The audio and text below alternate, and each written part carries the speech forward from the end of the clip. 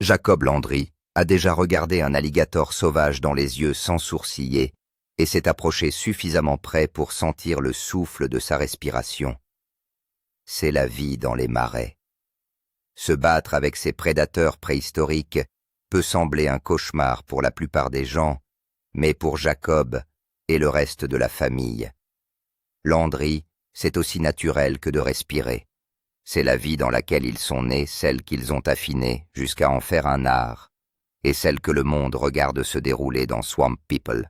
À l'écran, tout semble sans faille, des têtes froides, des mains sûres, et un courage impossible à simuler. Mais les fans dévoués murmurent depuis des années que l'histoire ne s'arrête pas là. Et quelles sont les parties de la vie de Jacob Landry qu'il préfère garder loin des caméras? Jacob Landry, au-delà du personnage du Bayou. Un jour, il arrache un alligator à l'eau trouble. Le lendemain, il se tient devant une marmite d'écrevisses fumantes, oignons coupés, champignons, prés épices qui flottent dans l'air de la Louisiane. Pour la plupart des gens, Jacob n'est que l'inébranlable chasseur d'alligators que l'on voit à la télévision. Mais il est aussi un père, un mari, un homme d'affaires, et l'héritier d'un héritage forgé dans la boue, l'eau et le danger. Né le 27 décembre 1983 au cœur de la Louisiane. Jacob a grandi dans le bassin de la rivière Atchafalaya, l'un des marais les plus vastes et les plus impitoyables des États-Unis. Sous la direction de son père Troy Landry, lui-même roi des marais, Jacob a appris à chasser, à pêcher et à survivre là où la nature impose ses règles. Il n'a pas seulement hérité des compétences de son père, il a absorbé sa discipline, son respect de la nature et une profonde dévotion au mode de vie des Landry. Jacob est apparu pour la première fois dans Swamp People en 2010, gagnant instantanément des fans, grâce à son calme, sous pression et à son savoir-faire instinctif. Mais son rôle allait bien au-delà de ce que les caméras montraient. En coulisses, il travaillait comme capitaine de bateau, naviguant dans des eaux traîtresses et veillant à ce que chaque chasse soit à la fois sûre et fructueuse. Loin de l'adrénaline des marais, la vie de Jacob est ancrée dans la famille. Il a épousé Lindsay Landry en août 2009. Et ensemble, ils ont construit un lien fort et stable, loin du chaos de la célébrité télévisuelle. Bien que les détails de leur rencontre restent confidentiels, leur vie commune est empreinte d'un bonheur tranquille, preuve que même dans un monde de dangers et de drames, certaines histoires sont construites sur la paix. Jacob et Lindsay ont 2 fils, Ridge et Case. Ridge est l'aîné né en juin 2011 et Case est arrivé environ 4 ans plus tard. Jacob est très fier de ses garçons et leur enseigne les activités de plein air comme son père le lui a appris. Il a déjà commencé à montrer à Ridge comment tirer et chasser le préparant, ainsi à suivre les traces de la famille. Même si Jacob est occupé à filmer Swamp People et à travailler dans la nature, il prend toujours le temps de s'occuper de sa famille. Ses réseaux sociaux montrent souvent des aperçus de sa vie au-delà du marais, des sorties en famille, des moments de calme et des célébrations. Il partage avec eux des moments privilégiés et se réjouit d'être père. Sa vie à la maison est pleine d'amour, d'aventures et de traditions. Jacob Landry n'est pas seulement d'un visage familier des marais. Il s'est diversifié, s'est même essayé au film d'horreur et a fait une apparition dans le Queen Latifah Show en 2013. Aujourd'hui, il aide à gérer le site touristique de sa famille, Chute M, qui propose des visites guidées des marais et vend des produits dérivés. C'est une façon intelligente de transformer leur célébrité télévisuelle en une véritable entreprise, et Jacob joue un rôle important dans son fonctionnement. Issu d'une longue lignée de chasseurs sur 5 générations, Jacob tient à transmettre ce savoir à ses enfants. Il s'assure que le mode de vie de la famille se perpétue. En même temps, il n'a pas peur de grandir. Il se lance dans de nouveaux projets créatifs, prouvant que l'on peut rester fidèle à ses racines tout en essayant quelque chose de différent. Il est bien plus qu'un homme avec un fusil et un accent cajun. C'est un conteur, un gardien des traditions et quelqu'un qui représente la force dans le changement. Son parcours du Bayou à l'écran montre ce qui peut arriver lorsque l'héritage rencontre le dynamisme. Ce qui le distingue vraiment, c'est la façon dont il parvient à trouver le juste milieu entre le respect des traditions et la volonté d'aller de l'avant. Il est fier de ses origines, mais il est également ouvert à de nouvelles idées, à de nouveaux publics, et à l'idée de laisser les gens découvrir la vraie personne qui se cache derrière l'image rugueuse. Il n'est pas là pour les feux de la rampe, et c'est peut-être justement pour cela que les gens sont attirés par lui. Si tout ce que vous voyez à la télévision c'est le gars des marais, vous n'avez qu'une partie de l'histoire. Les gens des marais, la télé-réalité contre la réalité. Lorsque vous regardez Swamp People, gardez à l'esprit qu'il suit de vrais chasseurs d'alligators en Louisiane, principalement dans le bassin de la rivière Atchafalaya, pendant une saison de chasse à l'alligator légal et très réglementée, qui ne dure que 30 jours chaque année à partir du premier mercredi de septembre. Pendant cette courte période, les chasseurs doivent utiliser toutes les vignettes qui leur ont été attribuées ou cesser de chasser pour la saison. De nombreuses familles gagnent la majeure partie de leurs revenus annuels pendant cette période, tandis que le reste de l'année, elles pêchent, piègent des écrevisses, des crevettes ou des tortues, ou exercent d'autres activités. La série s'est d'abord concentrée sur les régions proches de Pierre Part en Louisiane, mais s'est étendue dans les saisons suivantes à d'autres parties de la Louisiane, et même aux marécages du Texas à partir de la 4e saison. La distribution comprend des familles du marais de longue date, comme les Landry, les Edwards, la famille Edgar Bruce, Mitchell, Ronnie, Adams, Timmy O'Coin, et des visages plus récents, comme Cheyenne Pickle, Witt, Ashley, Dadai, Jones, Laron Jones, Anna Ribeck, Don Brewer et Anthony Porkchop Williams, entre autres. Troy Landry, connu sous le nom de King of the Swamp, est apparu depuis le début de l'émission, en août 2010, et reste un personnage central. Sa phrase d'accroche Choutoum est emblématique. Il est calme, concentré et profondément respecté, et il a transmis ses connaissances en matière de chasse à ses fils Jacob et Chase. Jacob Landry, le fils aîné de Troy, gère les chasses et la logistique des équipes et est devenu un leader. Chase est connu pour son audace et sa détermination. Bruce Mitchell, avec sa longue barbe et son bandana, est célèbre pour ses chasses en solitaire et est revenu dans l'émission après une pause ou une retraite, montrant que la vie dans les marais vous ramène souvent en arrière. Willie Edwards et son fils, Little Willie, chassent ensemble et partagent un travail d'équipe tranquille et déterminé que de nombreux fans trouvent touchant.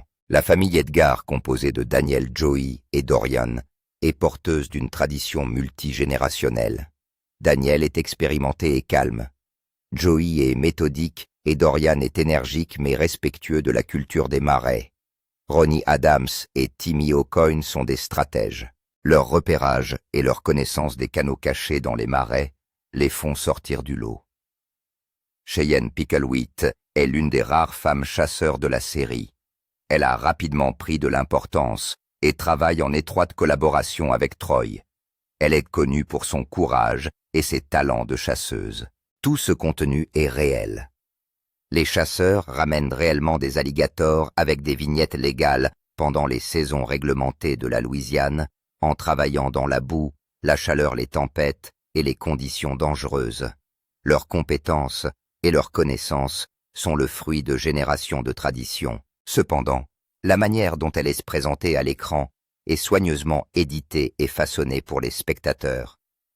Swamp People utilise une musique dramatique, des coupes rapides et des angles de caméra rapprochés pour accroître le suspense, ce qui donne l'impression que les scènes de chasse sont plus intenses et plus chaotiques que dans la réalité. Les producteurs demandent souvent aux chasseurs de répéter ou de recréer certaines actions, ce que l'on appelle dans l'industrie des reshoots, pour obtenir de meilleurs angles, un son plus clair ou des images plus dramatiques. Certaines scènes peuvent être légèrement guidées. Les acteurs peuvent être invités à répéter une réplique ou à jouer une réaction pour assurer la fluidité de l'histoire à l'écran. C'est une pratique courante dans les émissions de télé-réalité. Cela ne signifie pas nécessairement que les chasseurs font semblant. Cela signifie que la série est conçue pour raconter une histoire passionnante. Certains membres de la distribution ont publiquement remis en question leur représentation. Quelques-uns ont quitté l'émission en disant qu'ils n'aimaient pas la façon dont les rédacteurs en chef encadraient leur comportement ou leur caractère. D'autres ont profité de la publicité, l'utilisant pour financer des tournées dans les marais, vendre des produits dérivés ou apparaître dans d'autres médias.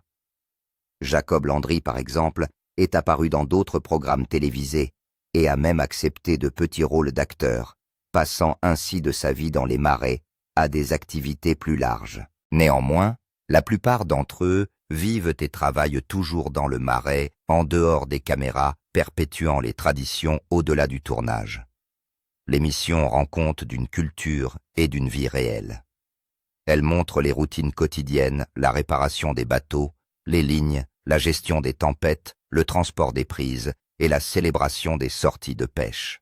Il s'agit de tâches physiquement difficiles, ancrées dans la fierté, l'amour de la terre et la communauté. Les familles de chasseurs enseignent à leurs enfants les techniques d'appâtage, la sécurité, l'étiquette des marais et la survie de génération en génération. Le respect sincère de l'environnement et du patrimoine ne s'invente pas. C'est le cœur de ce que montre Swamp People. Cela dit, la télé-réalité n'est pas un documentaire. Les critiques soutiennent que l'appellation télé-réalité peut être trompeuse, car des émissions comme Swamp People peuvent recourir à la mise en scène, à des scénarios souples ou au montage pour créer leur récit. La télé-réalité place souvent les participants dans des rôles de héros ou d'antagonistes afin de susciter l'intérêt des téléspectateurs. Les scènes sont choisies en fonction de leur potentiel dramatique et pas nécessairement pour montrer une routine quotidienne complète et équilibrée. Les téléspectateurs voient rarement les temps morts, la frustration ou le rythme lent de la vraie vie de chasseur. Même les captures intenses d'alligators peuvent être montées pour paraître plus rapides, plus chaotiques et plus sensationnelles qu'elles ne le sont en réalité. La saison 15, dont la première a eu lieu en janvier 2024, a repoussé les limites. Il y avait plus de balises que jamais, ce qui a poussé les équipes à chasser plus fort que jamais. Troy Landry avait pour objectif de marquer 100 alligators en une journée. Jacob s'est chargé de la programmation et de la logistique. Bruce Mitchell est revenu avec une vigueur renouvelée. Ronnie et Timmy se sont appuyés sur leur expérience. Pickle a continué à faire ses preuves.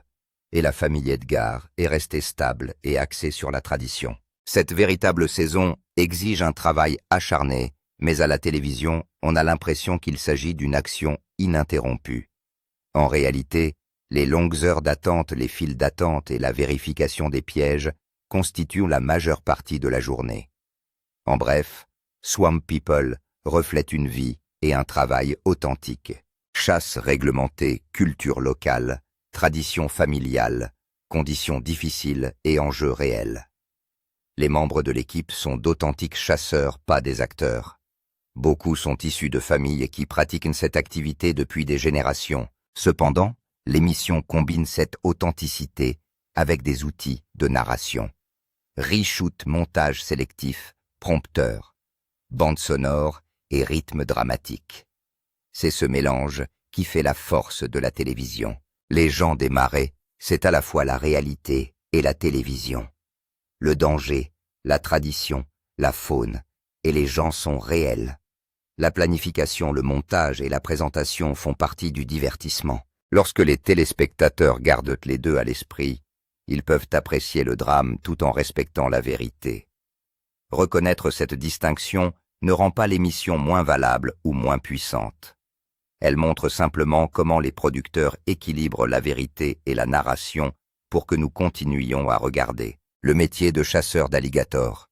Regarde devant toi Jacob Landry, un à gauche. Tu vois, il nous reste une étiquette, et nous la gardons pour le grand jour. Lorsque les téléspectateurs regardent Swamp People, ils voient généralement le chaos sur l'eau, des bateaux vrombissant dans les canaux des marais. Des alligators s'agitent sur des cordes. Les fusils de chasse claquent dans l'air, et des chasseurs luttant contre des alligators géants. Tout cela a l'air intense et cru, mais derrière ces scènes se cache une activité sérieuse. En Louisiane, La chasse à l'alligator est une activité légale et réglementée. Ce que les caméras montrent n'est que la moitié de l'histoire. L'histoire réelle comprend les licences, la logistique, les marchandises vendables, les dépenses et parfois l'argent de la télévision. Au cœur de l'industrie et de l'émission se trouve la famille Landry, en particulier Troy Landry et ses fils, dont les vies brouillent la frontière entre la tradition du marais et l'image de marque de la télévision. La chasse à l'alligator en Louisiane n'est pas libre. Le département de la faune et de la pêche de Louisiane fixe chaque année des règles strictes. Les chasseurs doivent participer à une loterie de permis au printemps. L'obtention d'un permis donne accès à un nombre déterminé de vignettes. Chaque étiquette permet à un chasseur de capturer légalement un alligator. Une fois toutes les vignettes utilisées, la saison est terminée, même s'il reste des alligators dans le marais. Cela signifie que chaque prise doit être étiquetée et déclarée. Les chasseurs qui perdent leurs étiquettes ou qui ne respectent pas les conditions obligeant leurs alligators à s'échapper, risquant ainsi de perdre des revenus potentiels. Ce système permet de contrôler les niveaux de capture et de maintenir l'équilibre de la population. Elle a permis de reconstituer le nombre d'alligators qui avaient presque disparu il y a plusieurs décennies. La saison de chasse est extrêmement courte. La saison de chasse à l'alligator sauvage commence le premier mercredi de septembre et dure exactement 30 jours. De nombreux chasseurs réalisent la majeure partie de leurs revenus annuels pendant cette période. La pression est forte. Les chasseurs repèrent les zones potentielles à l'avance. Ils posent des hameçons appâtés sur des arbres ou des piquets dans l'eau et reviennent tôt le lendemain matin pour vérifier les lignes. Ils suivent les marées, les conditions météorologiques et essaient d'éviter les interférences avec les équipes voisines. Cette fenêtre de 30 jours est essentielle. Si un chasseur manque plusieurs jours à cause d'une tempête ou d'une panne de moteur, cela peut lui coûter des milliers de dollars. Une fois l'alligator capturé et marqué l'aspect financier, commence. Les deux principales sources de revenus sont la peau et la viande. Les acheteurs évaluent la peau en fonction de sa longueur et de son état. Au cours des dernières années, les peaux de haute qualité coûtaient en moyenne 57 $ par pied. Dans les années plus difficiles, les prix chutent jusqu'à 7,5 $ par pied. Un alligator de 3 mètres de long, dont la peau est propre et sans tache, peut rapporter entre 500 et 750 $. Le prix exact dépend de la demande du marché, de l'état de la peau et de l'offre mondiale. La viande ajoute également de la valeur. La viande de queue d'alligator est très appréciée dans les restaurants du Sud et les marchés spécialisés. Le prix de gros de la viande peut atteindre 6 $ la livre et le prix de détail peut être plus élevé. Un grand alligator peut donner 8 à 10 livres de viande, voire beaucoup plus s'il est bien traité. Certains chasseurs vendent la viande directement au restaurant ou aux consommateurs. D'autres passent par un transformateur qui s'occupe de l'emballage et de l'expédition. Si un chasseur transforme lui-même la viande, il garde souvent plus de bénéfices, mais il doit aussi assumer plus de temps de coûts et de logistique. Cependant, les dépenses réduisent le bénéfice net. Les chasseurs paient le carburant, les appâts, les réparations du bateau, les hameçons, les batteries et parfois les aides ou les frais des propriétaires terriens. Si l'alligator est transformé ou expédié, les coûts augmentent. Les chasseurs doivent tenir des registres minutieux, car des amendes ou des révocations de permis peuvent résulter d'une utilisation incorrecte des vignettes ou d'une déclaration erronée. Un seul alligator manqué ou une peau abîmée peut sérieusement affecter les revenus. Ainsi, ce qui semble être de l'argent facile à l'écran disparaît souvent rapidement sur le papier. Il y a aussi l'aspect télévisuel. Apparaître dans Swamp People peut générer des revenus supplémentaires au-delà du marais. Selon les médias, les principaux acteurs peuvent gagner jusqu'à 30 $ par épisode. Pour une saison de 15 à 20 épisodes, cela peut représenter 240 000 à 600 000 $ par an. Si l'on ne tient compte que de la rémunération des émissions d'autres sources, telles que les interviews, les événements, les ventes de marchandises ou les contrats de marque, viennent s'ajouter à ce chiffre. Pour certains chasseurs, les revenus de la télévision sont égaux ou supérieurs à ceux de la saison de chasse à l'alligator. Cependant, tout le monde ne gagne pas la même chose. Le revenu est lié au temps passé à l'écran et à la personnalité. Ceux qui sont drôles, dramatiques ou mémorables passent plus de temps devant les caméras et sont mieux payés. D'autres peuvent chasser avec autant d'ardeur, mais rester dans l'ombre et gagner moins. Certains chasseurs adaptent même leur comportement pour se faire remarquer à la caméra tout en effectuant un véritable travail. Cela signifie que l'aspect commercial de la chasse à l'alligator comprend un peu de comédie, même s'il reste ancré dans la chasse réelle. Troy Landry est une figure centrale de ce mélange. Son slogan « Shoot 'em » est célèbre, et il a transformé la célébrité des marais en une marque. Troy et ses fils Jacob et Chase gèrent des lignes de produits dérivés des équipements de marque et des excursions dans les marais, sous des noms tels que Shoot 'em. Jacob dirige souvent les chasses et la coordination des équipages, et Chase est connu pour ses décisions courageuses sur l'eau. Ensemble, ils continuent à chasser chaque saison, tout en gérant une entreprise plus large qui s'étend au-delà du marais.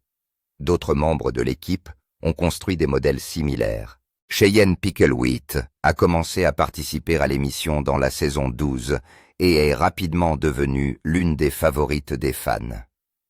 Elle gagnerait également environ $10 par épisode. Sa famille vend également des appels de jeu et des articles de marque, et elle apparaît lors d'événements et sur les médias sociaux pour promouvoir la marque qu'elle a construite.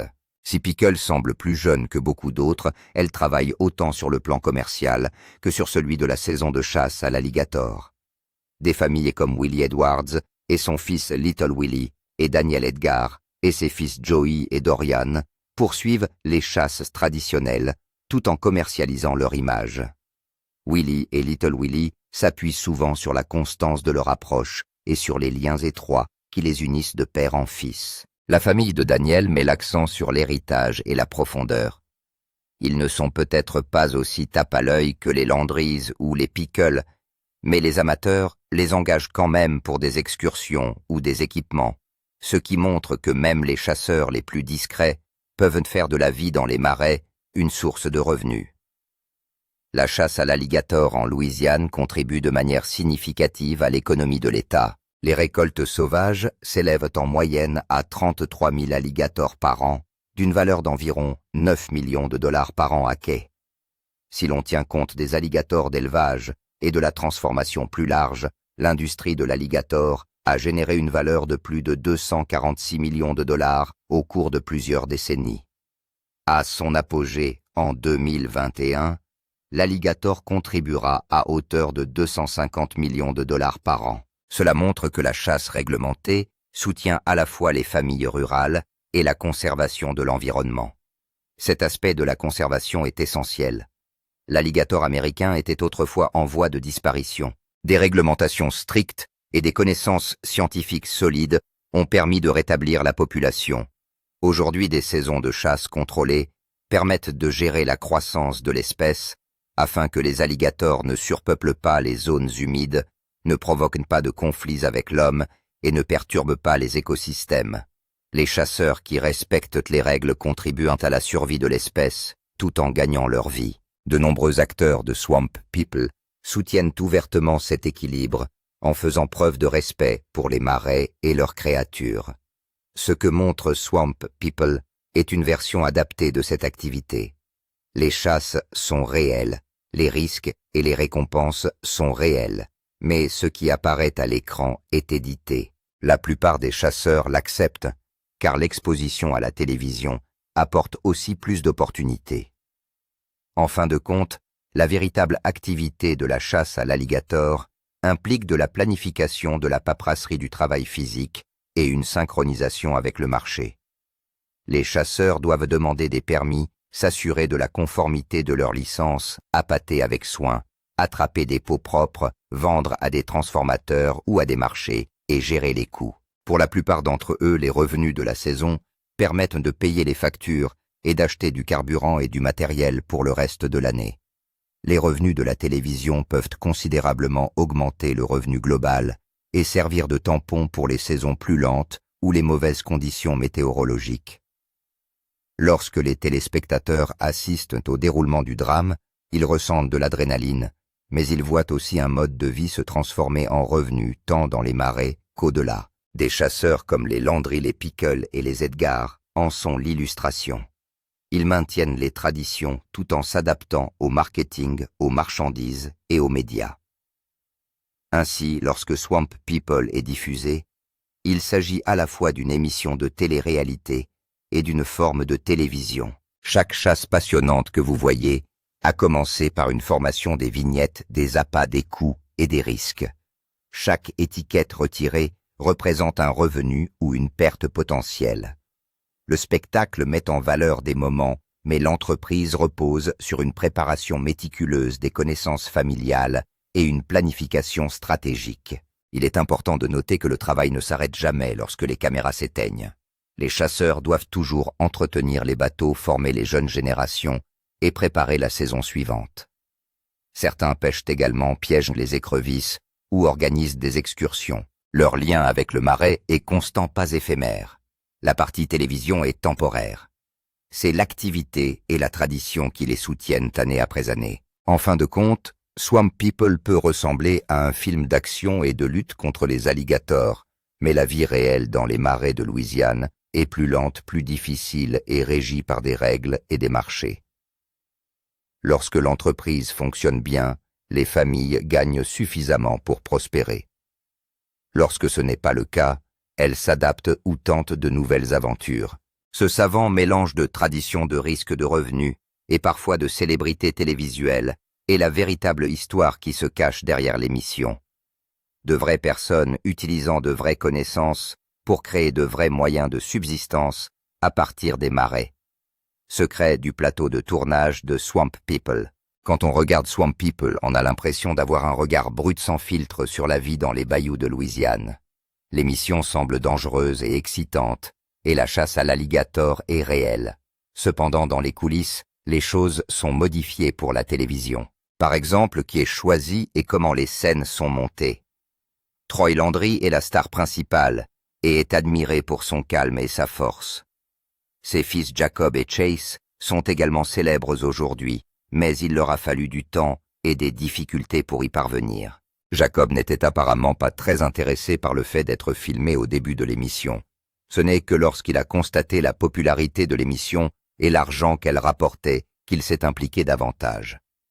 Certaines personnes qui connaissent que la famille ont même suggéré que Jacob avait commencé à jouer de son accent cajun pour les caméras, ce qui a déplu à certains habitants de longue date. Les drames que vous voyez entre les membres de l'équipe ou pendant les parties de chasse sont souvent réels, mais les producteurs sont connus pour pousser certaines intrigues.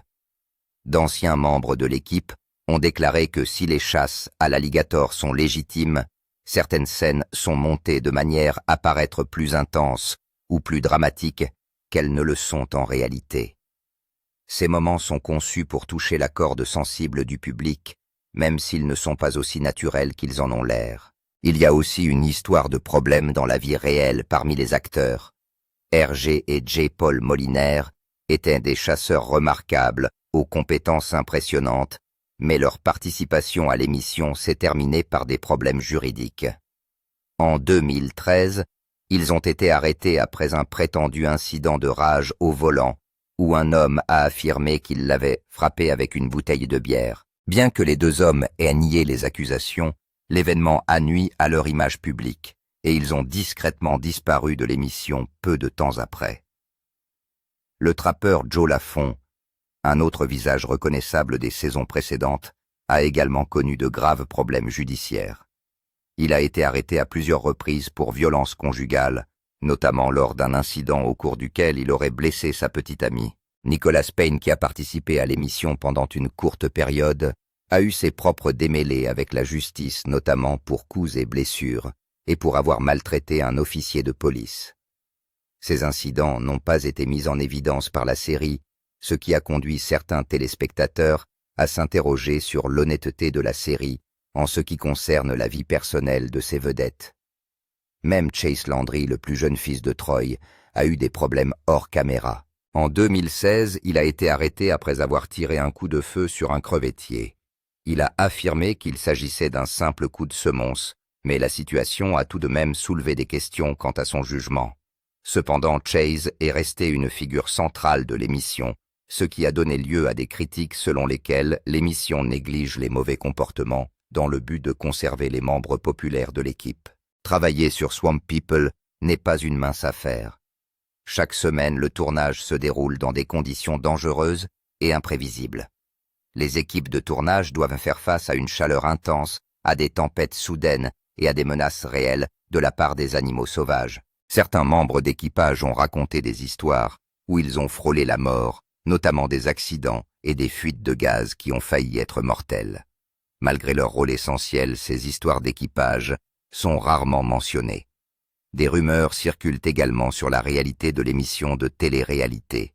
Une personne prétendant être apparentée au Landry a publié en ligne que l'émission était en grande partie scénarisée et que Troy et sa famille étaient encouragés à exagérer leur rôle. Selon ce message, Jacob n'a commencé à prendre la chasse au sérieux qu'après le succès de l'émission, et Troy était plus intéressé par l'argent et les sponsors que par toute autre chose. Bien que cette information n'ait pas été officiellement confirmée, elle renforce l'idée que le peuple des Marais n'est peut-être pas aussi naturel qu'il en a l'air. Jacob Landry a l'air d'un dur à cuire à la télévision, mais il a connu de vraies souffrances.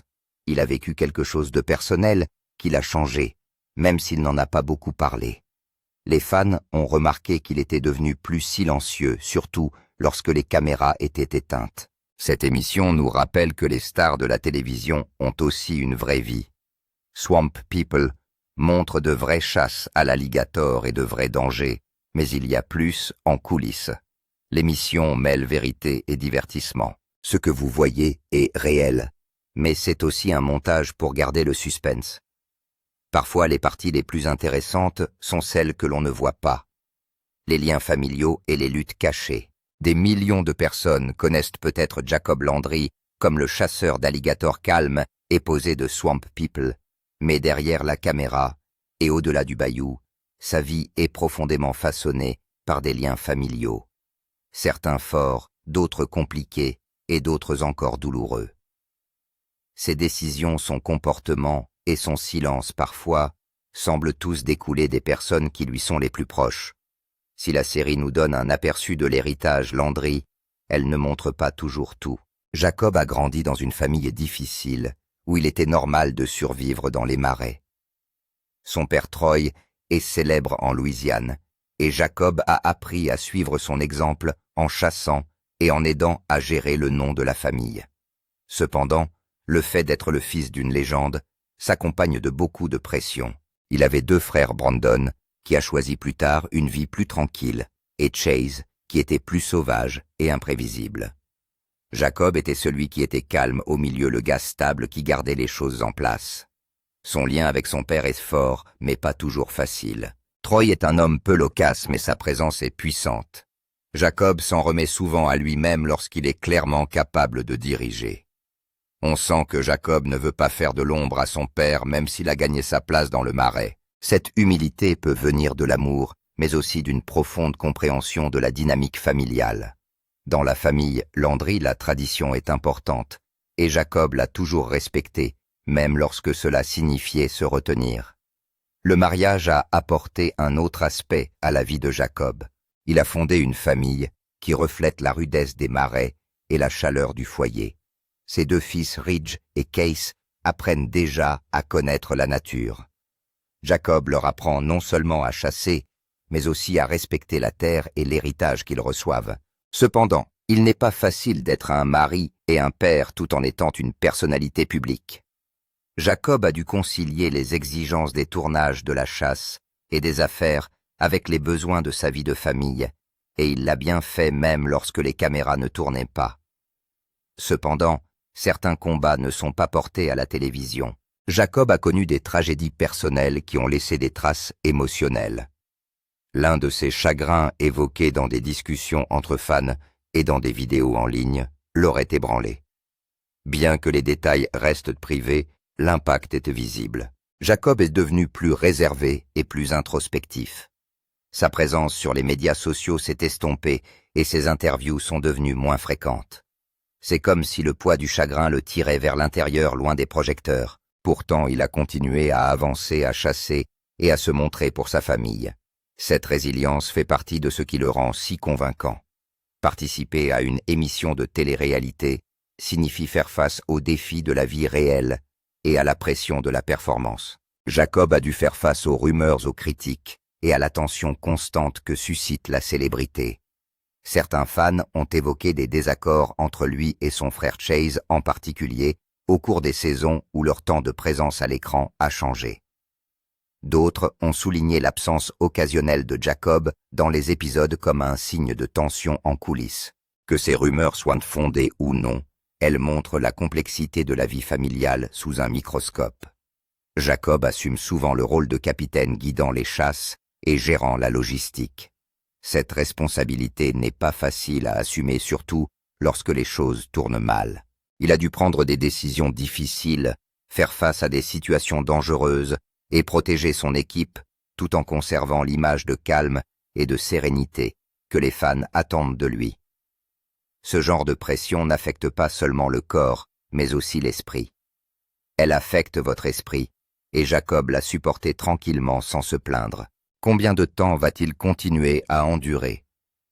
Aura-t-il un jour le courage de s'éloigner de l'émission, ou est-ce la vie qu'il préfère? Faites-nous part de vos réflexions dans les commentaires. Si vous avez aimé cette vidéo, aimez, partagez et abonnez-vous à cette chaîne. Avant de partir, regardez les autres vidéos sur votre écran.